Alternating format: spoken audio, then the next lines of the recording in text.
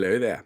You may have come across this week reports on a report that has been put out by the Department of the Prime Minister's Office around misinformation and disinformation and what it is New Zealanders believe. And it's a really fascinating report. If you get a chance, sit down and have a look through it. It's very easily broken down into handy little graphs. Who doesn't love a handy little graph?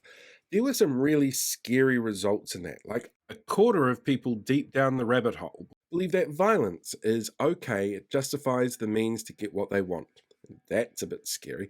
19% of respondents felt that it was okay to post things online in an online forum or a social media page that led to violence because of free speech. 19%.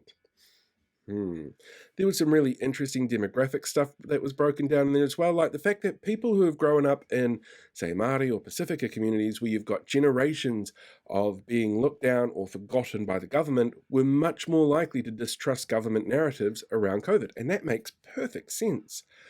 There was a lot of stuff in there as well for people who they might have fallen down the rabbit hole and been very vocal about it. They felt isolated. They felt lost. They had disconnected with friends, whānau, and their community. And the online community is there to support them and back them up and tell them that they're special. Some really interesting stuff around all of this and around the different beliefs that a lot of these people hold. One of the things I personally found most fascinating, though, was around media literacy. You see, people over the age of 65 in this research were much more likely to believe mainstream information and much less likely to fall for misinformation.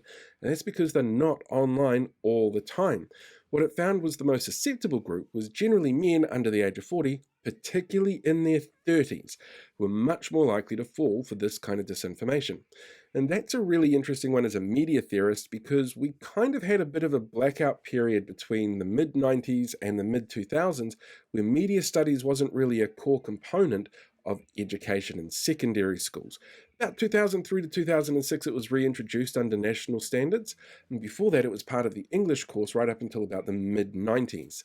So there's a gap there that this group fall into that didn't have any meaningful education in how media works, how to spot disinformation, or how to go and fact check around particular claims that are coming through in media. And now we're seeing the result of that, with that group being the most susceptible to fall for disinformation. It's a really, really interesting report, which you can find now on the Department of the Prime Minister's website. If you want to go have a look, check it out. I'd be really curious to know what your feelings are on the findings that were there, because it's a fascinating eye-opener.